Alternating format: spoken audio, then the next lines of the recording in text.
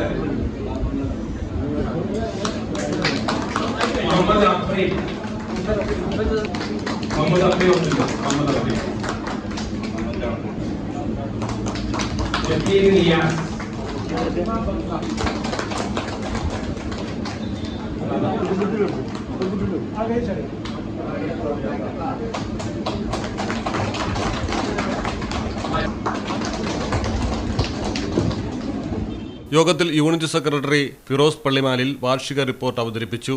വരവ് ചിലവ് കണക്ക് യൂണിറ്റ് ട്രഷറർ ഇബ്രാഹിം അറഫ അവതരിപ്പിക്കുകയും പലിശരഹിത വായ്പാ പദ്ധതിയുടെ കണക്ക് മജീദ് അവതരിപ്പിക്കുകയും ചെയ്തു. യൂണിറ്റ് പ്രസിഡന്റ് ലവ്ലി മുഹമ്മദ് അധ്യക്ഷത വഹിച്ചു.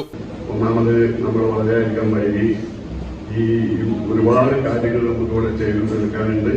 നമ്മുടെ കുടുംബസുരക്ഷാ പദ്ധതിയിൽ നിന്നും മരണപ്പെട്ട രണ്ടംഗങ്ങൾക്കുള്ള സഹായം ഇവിടെ നൽകുന്നുണ്ട്. മലപ്പുറം ജില്ലാ ട്രഷറർ നൌഷാദ് കളപ്പാടൻ പരിപാടി ഉദ്ഘാടനം ചെയ്തു. മാതൃകായ ഒട്ടേറെ പ്രവർത്തനങ്ങൾ നടത്തിക്കൊണ്ടിരിക്കുന്ന ഒരു യൂണിറ്റാണ് രണ്ടത്താണി യൂണിറ്റ്. ഇത് വളരെ അഭിമാനത്തോടു കൂടിയാണ് പറയുന്നത്. നാളത്തെ സ്വാഗത പ്രാസംഗിക ജില്ലാ യൂണിറ്റ് ജനറൽ സെക്രട്ടറി ഫിറോസ് ഇവിടെ സൂചിപ്പിച്ചു. നമ്മുടെ പ്രവർത്തന റിപ്പോർട്ടും അത് വായിച്ചു കഴിഞ്ഞാൽ തന്നെ രണ്ടത്താണി യൂണിറ്റ് എന്താണ് എന്നുള്ളതിനെ കുറിച്ച് വളരെ അഭിമാനത്തോടു കൂടി തന്നെ നമുക്കെല്ലാവർക്കും പറയാൻ സാധിക്കും.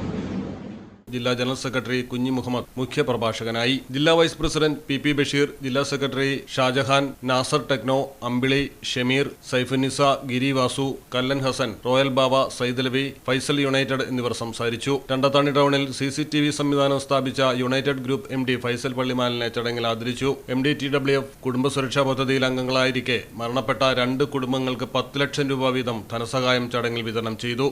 യോഗത്തിൽ 2026-28 വരെയുള്ള കാലയളവിൽ പ്രസിഡന്റായി ലവ്ലി മുഹമ്മദ്, സെക്രട്ടറിയായി ഫിറോസ് പള്ളിമാലിൽ, ട്രഷററായി അറഫ ഇബ്രാഹിം എന്നിവരെ പുതിയ കമ്മിറ്റി തെരഞ്ഞെടുത്തു.